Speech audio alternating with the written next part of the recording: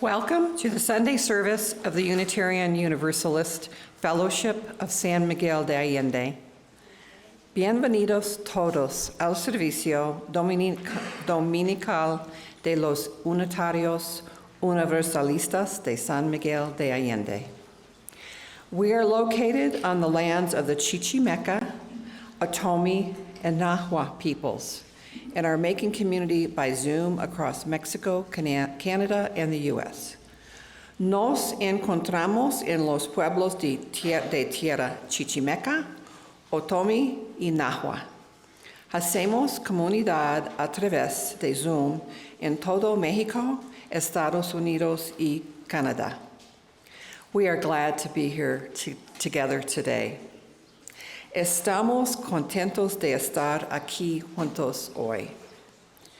This is a place where we can bring our whole selves and be accepted as we are with love and friendship.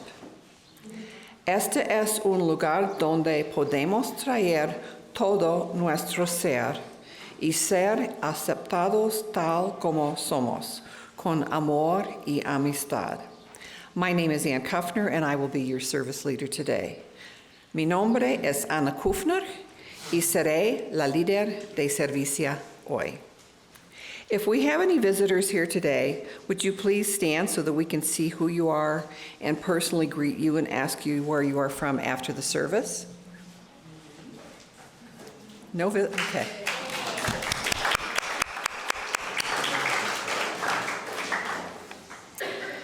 For those on Zoom, if you are visiting, please type your name and how you heard of us in the chat box so we can greet you personally later.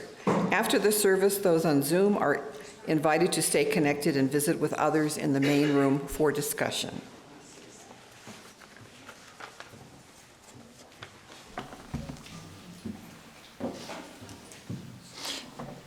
Good morning.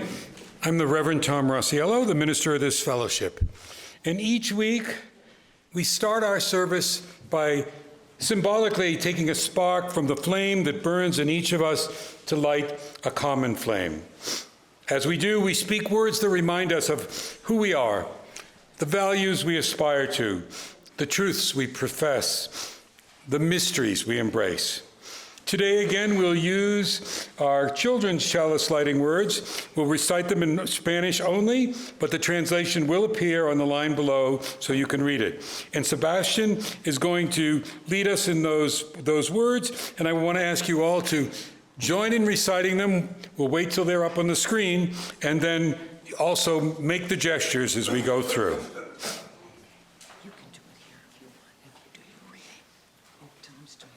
Okay, go ahead. Iluminamos este cáliz para celebrar el unitario universalismo. Este es el lugar de la mente abierta. Yes, okay. Say them with him. Este es el lugar de las manos que ayudan. Este es el lugar del corazón amoroso. Juntos nos cuidamos unos a otros. Cuidamos la tierra y trabajamos por la amistad y la paz en nuestro mundo. Thank you, Sebastian.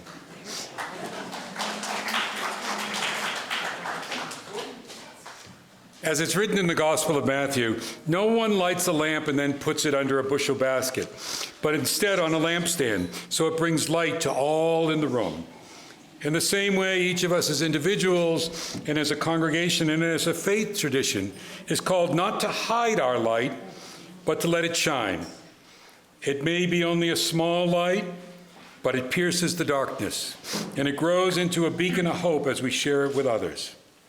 We're all called to let our light shine. So please join in singing this little light of mine in English and in Spanish. Mauro will play an introduction, and then we'll sing 4 verses, 2 English and 2 Spanish. They'll appear on the screen, and I'm going to encourage you and all the kids to move, to clap, whatever. It's that kind of a song. So please rise as you're able and willing, and we'll give it a go.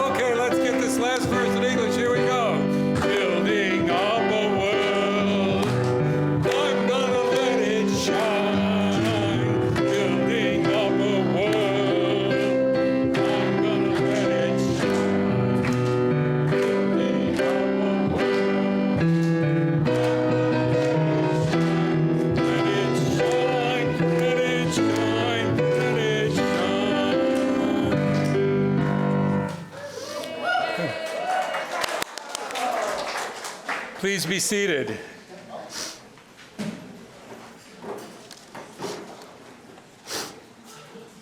Are we ready, Anne? We are ready. Okay. Yes, we are.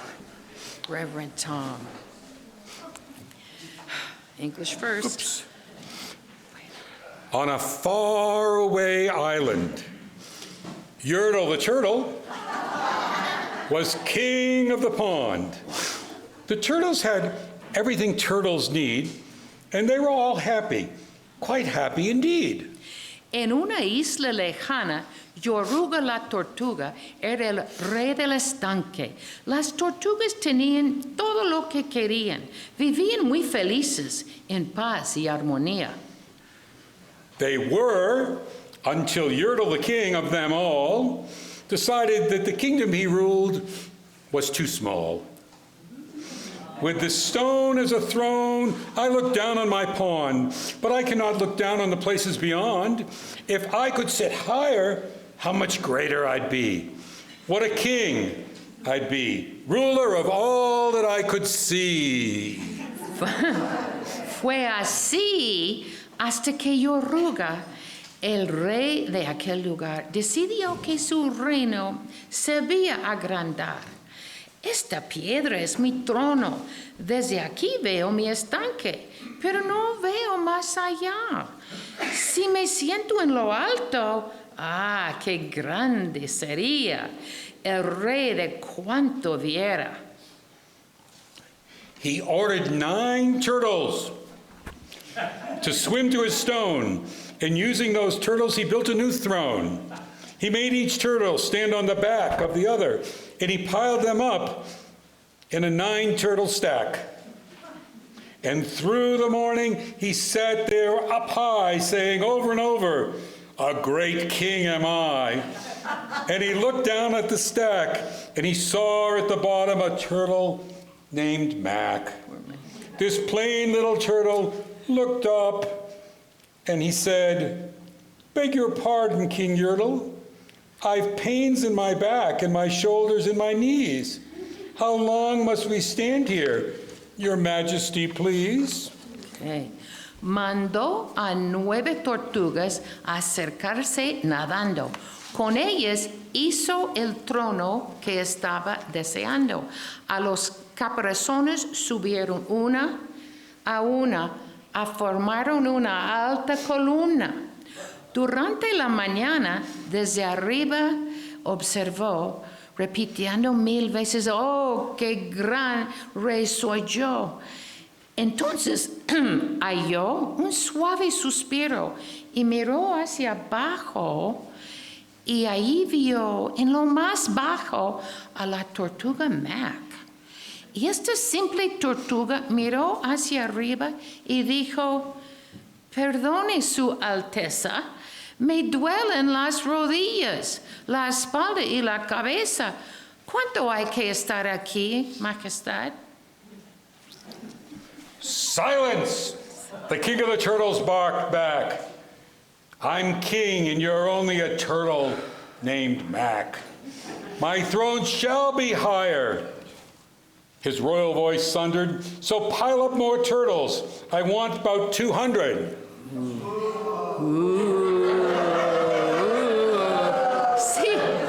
Silencio. Enfurecido, el rey gritó, "Tú solo eres Mac.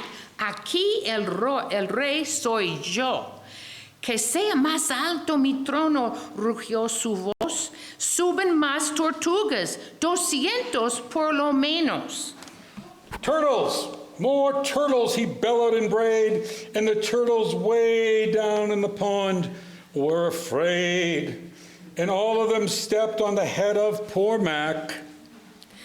"Tortugas, más tortugas", gritó y bramó, y las tortugas en el estanque se asustaron y lloraron, y todos pisaron la cabeza del pobre Mac.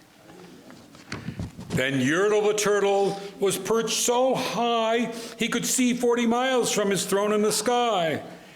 "I'm Yertle the turtle. Oh, marvelous me, for I am the ruler of all I can see."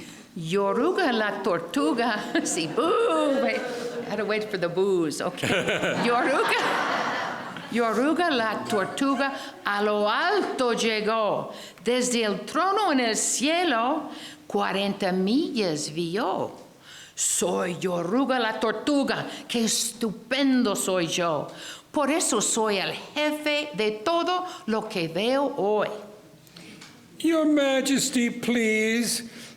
I don't like to complain, but down here below, we feel great pain. I know up on top you're seeing great sights, but down here below, we too have rights. We turtles, Yay, turtles! we turtles can't stand it. Our shells will all crack. Besides, we need food. We're starving," groaned Mac. "Majestad, por favor, no me gusta quejarme, pero aquí abajo estamos sufriendo mucho. Sé que desde arriba se ve un gran paisaje, pero aquí abajo también tenemos derechos. Las tortugas No podemos aguantar más. Se nos van a romper los caparazones. Además, necesitamos comida. Nos estamos muriendo de hambre, se quejó Mac. You hush your mouth, howled the mighty King Yertle. You've no right to talk to the world's highest turtle. I'll call some more turtles. I'll stack them to heaven. I need about 5,607. But as the King Turtle lifted his mighty hand and started to order and give the command, Cállate la boca, gritó el poderoso rey Yoruga. No tienes derecho a hablar con la tortuga más alta del mundo. Llamaré a más tortugas. Las subiré hasta el cielo. Necesito unas 5,607. Pero cuando Yoruga levantó la mano y comenzó a dar órdenes y mandatos, Mac decided he'd taken enough, and he had. And that plain little turtle got a little bit mad. And Mac did a plain little thing. He burped, and his burp shook the throne of the king. no, Mac decidió que ya había aguantado demasiado. Y esa pequeña tortuga sencilla se enfadó. Y Mac hizo una pequeña cosa sencilla. Eructó. Y su eructo sacudió el trono del rey. And Yertle, the turtle, fell off his high throne. Whoa, whoa, whoa, yay! And today, the great Yertle is king of the mud. And the turtles, of course, are all free, as turtles and all creatures should be. ¡Yay!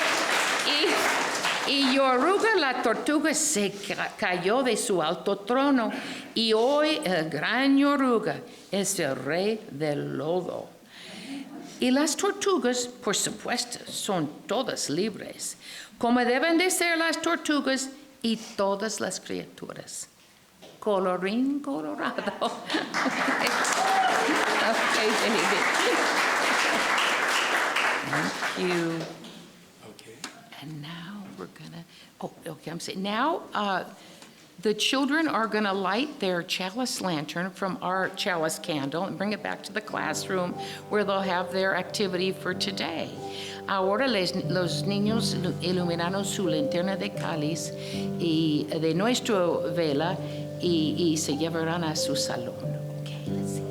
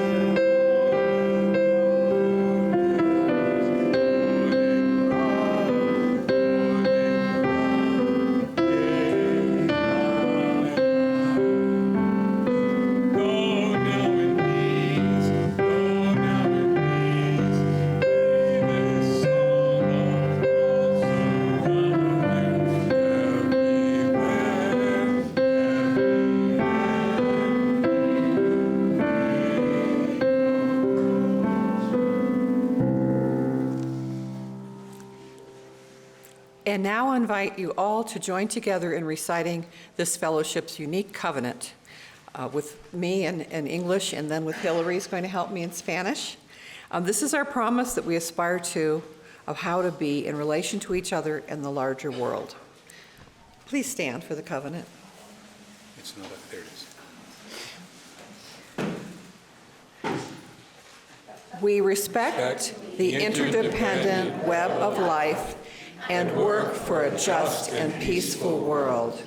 We encourage the search for truth and meaning, strive for compassion in our relationships, and seek values that will benefit our lives and the lives of others. This is our covenant. Un minuto. Okay. Respetamos todos los estilos de vida dentro de su red interdependiente y trabajamos por un mundo justo y pacífico. Alentamos la búsqueda de la verdad y la comprensión total. Nos esforzamos por mantener compasión en nuestras relaciones. Buscamos valores que beneficien nuestras vidas y las vidas de los demás. Este es nuestro convenio.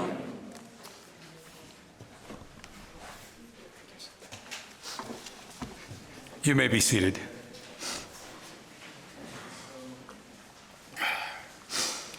I think you recognize something in that story we read for the children, but I'm not going to go into that, okay? All right. It's a lot of work to be Year of the Turtle. Well, an important part of our service each week is the sharing of significant joys, sorrows, and concerns with our members and friends. And for each joy, sorrow, and concern, we light a candle, as Ann will do this morning, indicating that that person or that thought or that prayer is held in our hearts. And as a reminder, if you wish to have a joy, sorrow, or concern shared, you can email it to me during the week. And if you're going to be at the service, you can also write it on a card, as a couple people did this morning, that the ushers provide when you enter. If you're on Zoom and you wish to share today, you can type it into the chat now, and Diego's keeping an eye on the chat, so we'll see if anyone shares that way. First, I have a joy from Kathleen Nolan. I actually have two, but the second one I'm going to share as an announcement at the end of the service. But her great joy is that her son has been in recovery for almost 6 months and says, never again. He's working a job with a schedule that allows him to care for his 8-year-old daughter, Bella. As a single father, he's been accepted and is waiting to move into subsidized housing, giving them housing stability that they haven't had in over 5 years. I have such gratitude for the awesome schools that support Bella, for my co-housing community and their continued care for her, and for my ex-husband and his wife for their continued love and support of Bella and our son.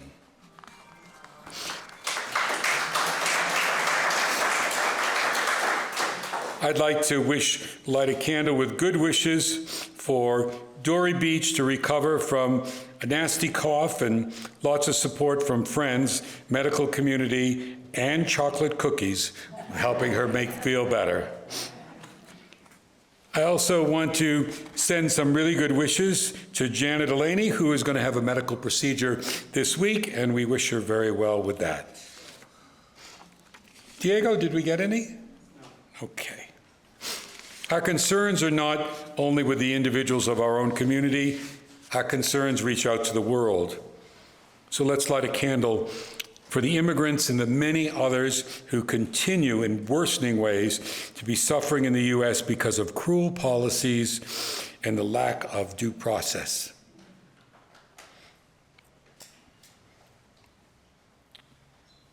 We light another candle for the ever-escalating attacks on gay and lesbians, especially trans people, and their rights. We light our blue and yellow candle again for all those suffering as a result of the unjust and unprovoked war in Ukraine. And today we light our large candle for the situation in the Middle East. This week, with some real hope that the remaining hostages will in fact be released and that there will be a ceasefire that holds and allows food and medical supplies to reach all those who are suffering. And a final candle for all those joys, sorrows, and concerns held deep in our hearts, but which remain unspoken this morning. And now I invite you to join me in a time of prayer or reflection. Spirit of community, in which we share and find strength in common purpose, we turn our minds and hearts to one another, seeking to bring into our circle all who need our love and support, those who are ill in body or spirit, those who are lonely, those who have been wronged. We renew our commitment to justice, fairness, and compassion for all people. We acknowledge that we are part of the web of life that makes us one with all humanity, one with all the universe. May this time of shared joy, sorrows, and concerns lead us to a better understanding of our own community and the precious gift that we possess that enables us to minister to each other and strengthen us in our resolve to live the values and principles of our faith tradition. I now invite those who wish to come forward and light a candle in silence, giving witness to whatever thought, prayer, or concern you are holding in your heart this morning. Thank you.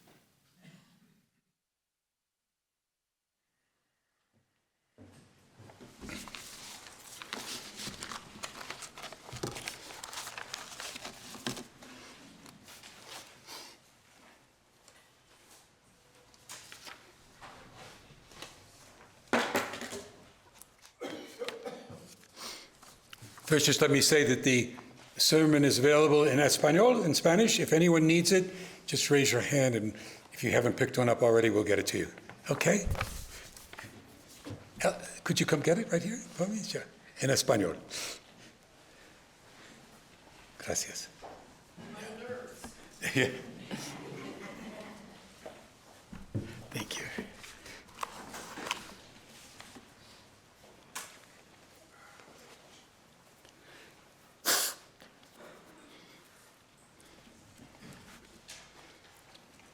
Well, last week, our Social Justice Foundation did a truly excellent job presenting a service that shared the important work they're doing with the money that they raise.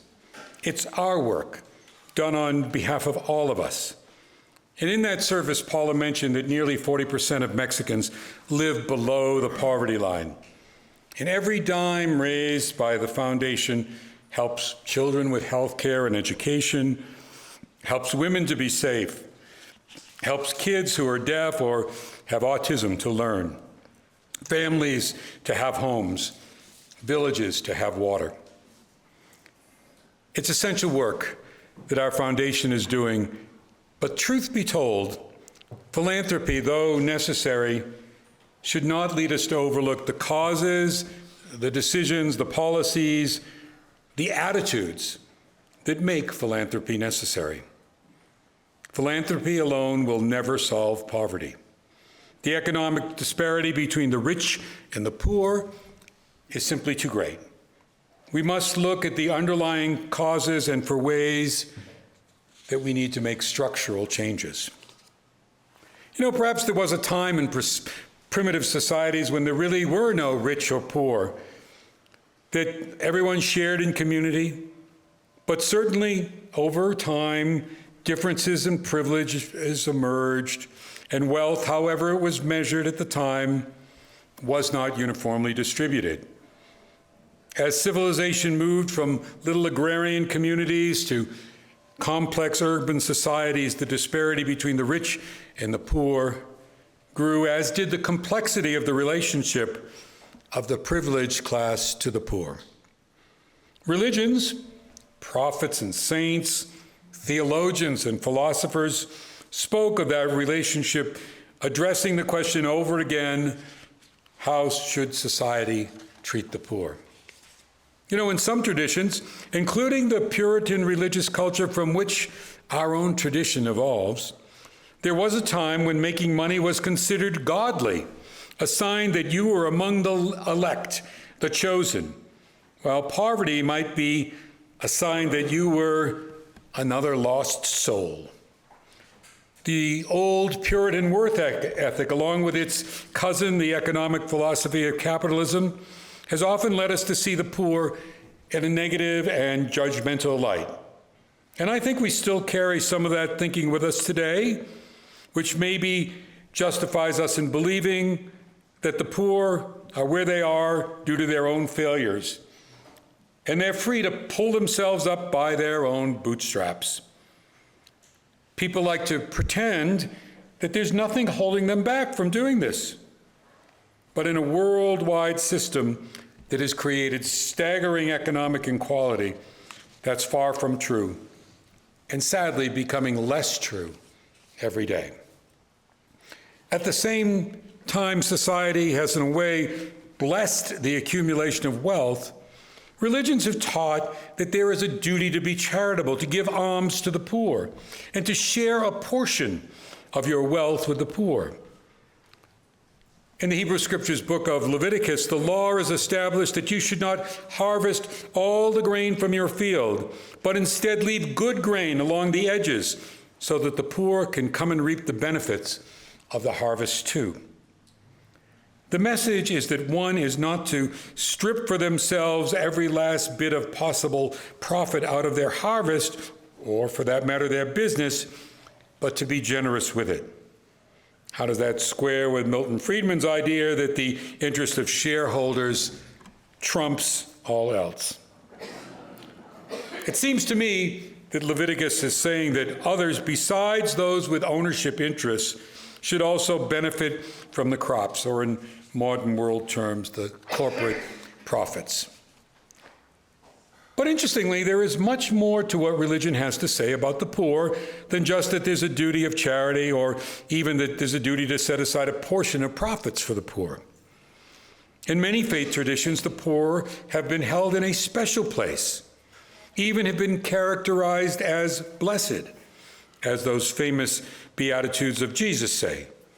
Not many of us today would consider ourselves blessed to be poor, but in the stories of many traditions, the poor show goodness, where the rich are just occupied with the constant accumulation of wealth. Jesus put it bluntly, it's easier for a camel to pass through the eye of a needle than a rich person to enter the kingdom of heaven. Now, in our own time, especially in Latin America, this idea that God favors the poor has been articulated in what's known as liberation theology, which argues for a preferential treatment for the poor. Now, in traditional Catholic liberation theology, the poor have a special place. God has a special love for the poor, who, as the Beatitudes say, will find their reward or for their suffering in heaven. But liberation theology has evolved into all kinds of religions demanding a preferential treatment for the poor here and now and by all of us, not by divine intervention. In our own Unitarian Universalist tradition, many have adopted a humanist brand of liberation theology. One we might explain this way. Our faith teaches us that we affirm the equal and inherent worth and dignity of every person. That means that every person should have the opportunity to become all that they can be. And most important, that we are called to help make that possible. We are a religion that centers love and justice and draws the circle wide. No one is to be outside the circle, and therefore no one can be left behind. Well, increasingly, sadly, people are being left behind by a society that reverses that preference for the poor. One lobbyist after another, one huge campaign contribution after another, one tax break after another, one policy after another, one law after another, even laws intentionally reversing efforts to try and address inequality. I think it's quite fair to say that this idea of preferential treatment for the poor has been stood on its head. We live in a society now not of equality as some would like you to believe, but one where there is a preferential treatment for the rich, and it's getting worse. Gandhi, Winston Churchill, Thomas Jefferson, Hubert Humphrey, and Catholic Cardinal Roger Mahony each articulated some version of this statement.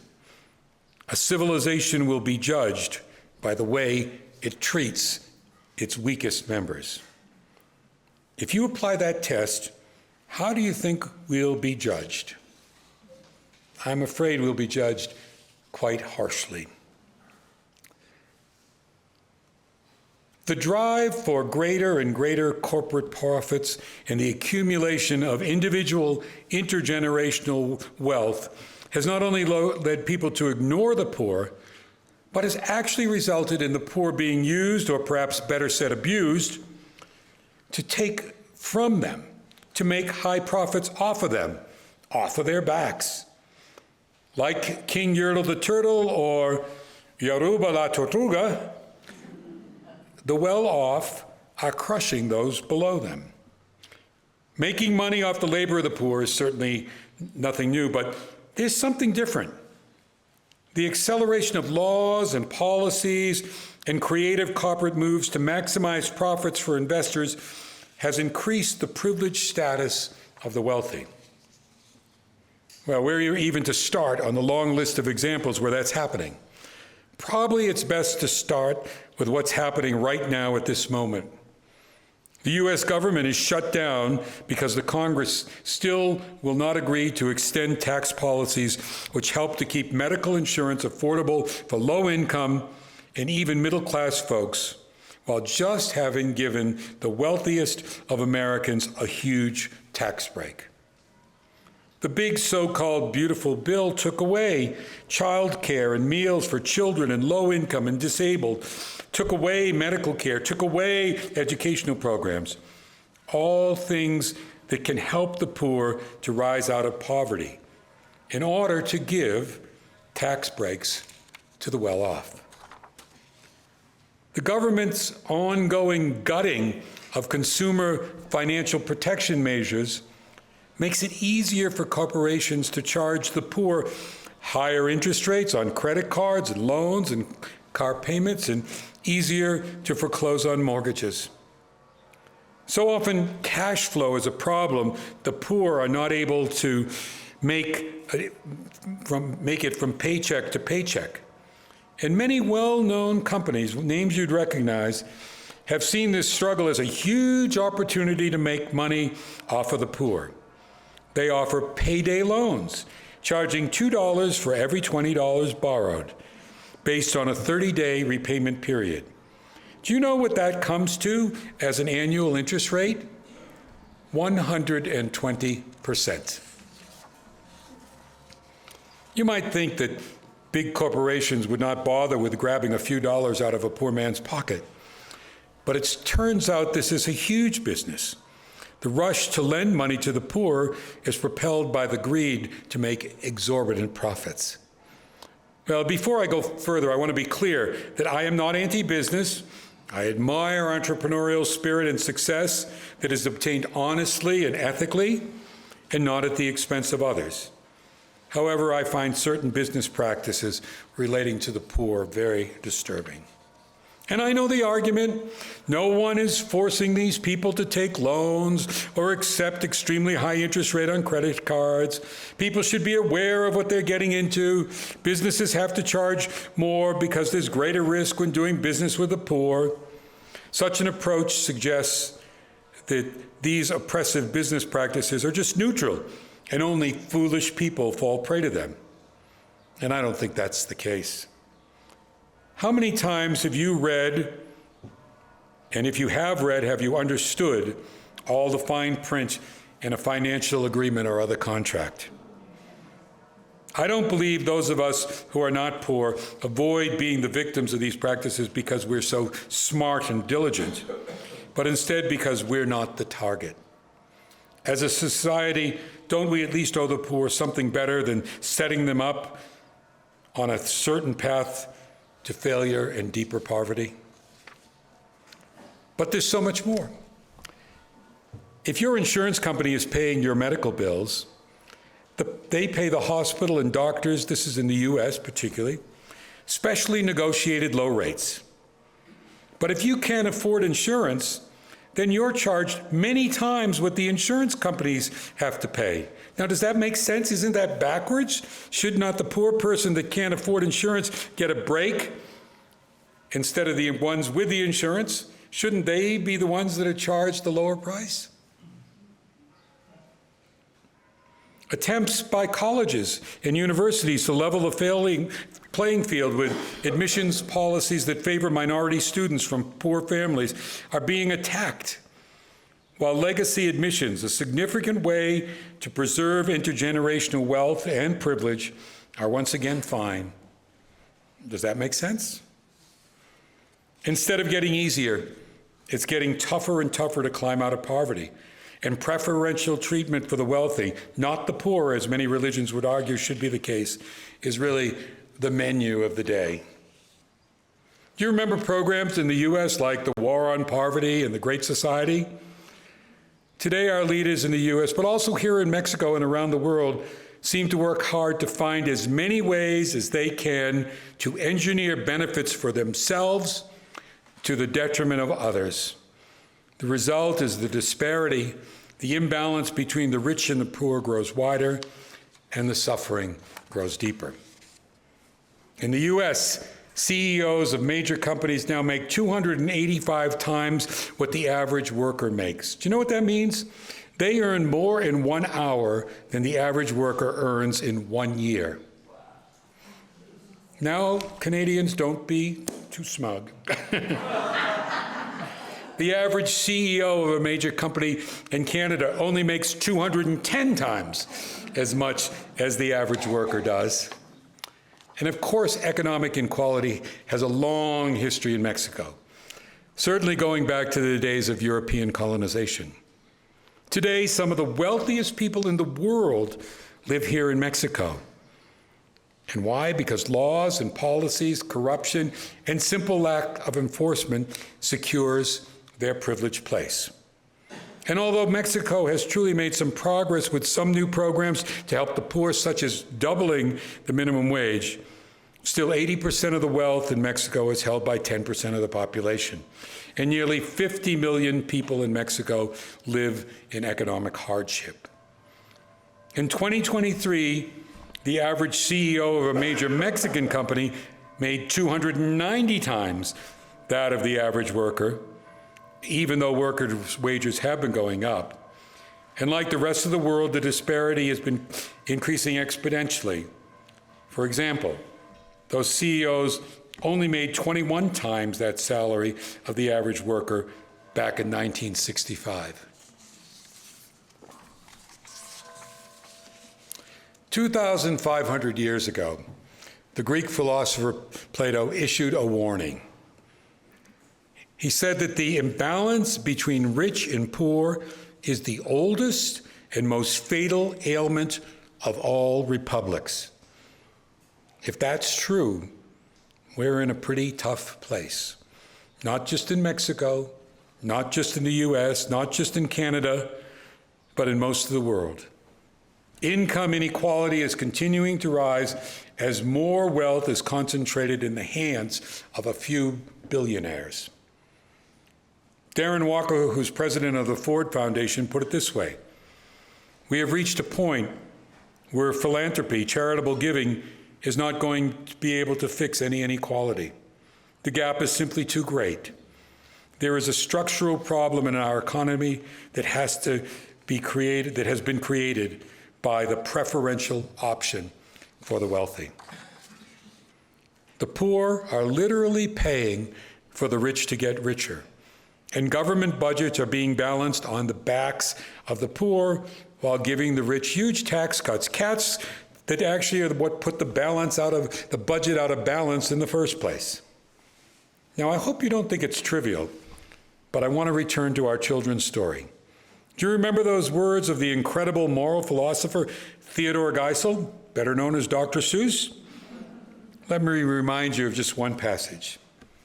From below in the great heavy stack came a groan from that plain little turtle named Mac. Your Majesty, please. I don't like to complain, but down here below, we're feeling great pain. I know up in top you're seeing great sights, but down on the bottom, we too should have rights. We turtles can't stand it. Our shells will all crack. Besides, we need food. We're starving, groaned Mac. I believe that we, as a society, have oppressed the poor to the point where they may soon crack. It's not just their problem, it's ours. This crush of wealth and power leaves us very broken as a society. Broken to the point, as Plato warned, our very republic, our democracy is threatened. Broken to the point that we have lost our moral compass, our compassion. As Unitarian Universalists, we aspire to treat everyone with equal dignity and worth and promote justice, equity, and compassion in human relationships. I don't see any of that in these government practices, business practices, or just generally in the way we treat our poor. The rich are getting richer off the backs of the poor, and the poor are being crushed. Like Mac the turtle, we're coming to the point in our society where these practices are not going to be tolerated. As in the Dr. Seuss story, if you don't treat those on the bottom better, I worry that that whole stack is going to come tumbling down. But it's not inevitable that the poor must remain so. And it's on all of us to help that happen, to help change that, not just through philanthropy, which is important, but also by insisting on at least chipping away at that preferential treatment for the wealthy and centering the needs of the poor, and the rich giving up just a bit of unearned privilege? How about capitalism with a conscience and a realization that the real opportunity for people at the bottom, lifting some of the weight off of them, will lead us all to a better place? I hope with more awareness we can bind the wounds and begin to address what Plato called the most fatal ailment of any republic, the great imbalance between the rich and the poor. We need to heal a business system gone out of control, where the only measure of success is increased profits for shareholders. These are the punctuations. We need to reform government, unduly influenced by money, corporate lobbyists, and greed.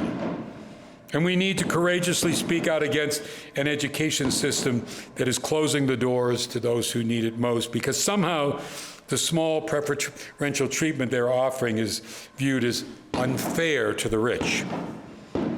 We need to say no to medical care being taken away from millions and putting them into impossible debt. Our principles, our faith tradition demands no less of us. Our humanity requires that we stand together to fix the brokenness, to bind up the wounds, and in every way that we can, support structural changes that lift the crushing burden off the backs of the poor. I invite you now to conclude these thoughts with a hymn. It's hymn number 125. Mauro will play the whole thing through for us because it's not as familiar as some. And please rise as you're able and join in singing, rise in body or spirit, and go right ahead.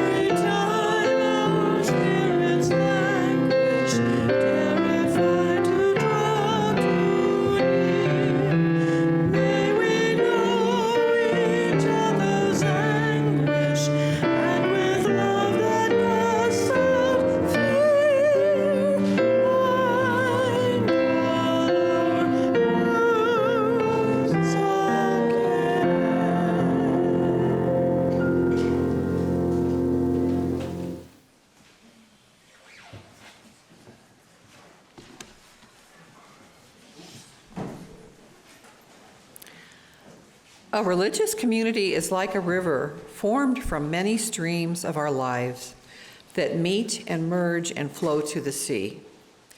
As members and friends of this religious community, we share our time and energy, our creativity, imagination and vision, our talents, skills, and gifts, and the streams of our individual lives to create a river that is both deep and broad, a river that is made of many streams, sustains life, and refreshes the land through which it flows. But the river of this community also depends on our shared financial support that makes real our shared values and visions. We will now receive an offering for the support of the spiritual community and its work in the world. You are now invited to give generously and joyfully as you are willing and able.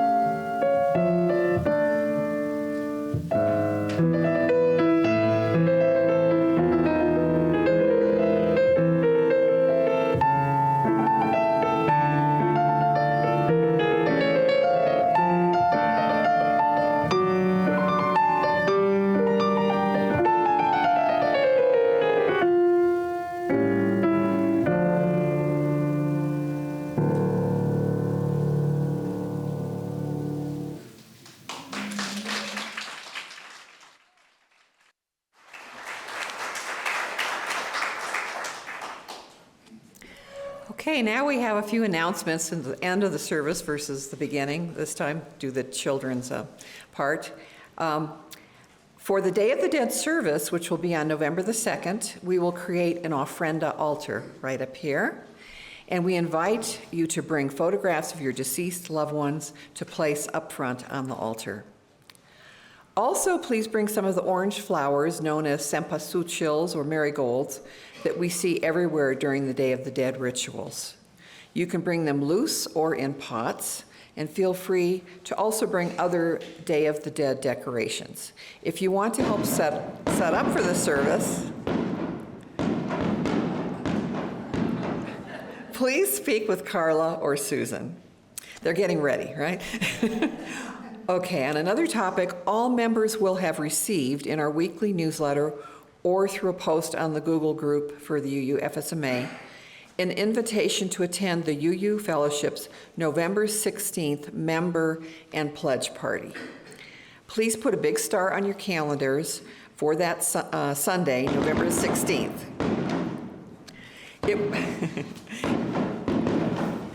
Going to be quite a party. It will be be held at the Hotel Real de Minas, and it promises to be a lot of fun with good food, good friends, and a chance to make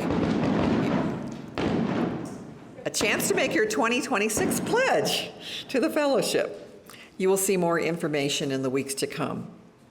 Okay, we invite those of you who are here with us at the Aldea to join us for coffee and cookies after the service, and feel free to take your coffee and check out the table next to the refreshments where you can find lots of information and opportunities to participate. You are also welcome to come on Thursday lunch and games event here in San Miguel, and to Tom's coffee hour on Zoom. Just check the back of your order of service for the details, and don't hesitate to bring your friends. We do record our Sunday in-person services. Just go to our website, UUFSMA.org, and click on services at the top and then previous services. And while on the website, please check out various events sponsored by our fellowship, as well as information on how to become a member. Okay.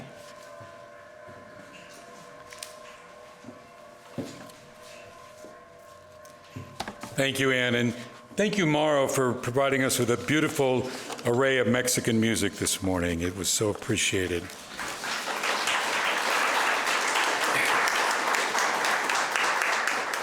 And thank you all for being with us, either in person here at the Aldea or on Zoom. I have a couple of things of really great joy that I want to share with you. We are pleased to let you know that we have a new executive director that we've been trying to get for a while. Her name is Sarah Hidalgo. She right now is still living in Massachusetts, where she is working particularly with Kathleen Nolan, getting up to our financial computer sort of situation, but she'll be working remotely from there for a while, but she'll be coming to San Miguel and joining us in person next spring. She's got great technical skills and administrative skills and is a lovely person. I'm going to have the privilege of meeting her in 2 weeks when I happen to be back in Massachusetts. But it's a very exciting thing for the future. There's so much work that really is more than volunteers can handle, and an executive director will be a huge blessing to us all. I also want to say a little bit more about the big party that we're having on November 16th, and that everyone is invited to that's a member of this fellowship. And instead of our usual kind of boring pledge campaign, we're having a party. The dinner is free. And it's not being paid for by the fellowship lodge either. It's being paid for by the generosity of a few generous members of the fellowship. So it's a free dinner for you in a lovely restaurant. It's going to be a beautiful buffet. It's a way to thank you for what you do and for your pledge. And there's going to be music. Almitri will be playing there. And there's going to be great entertainment by two outstanding performers. Right, Stan? It's Stan and me.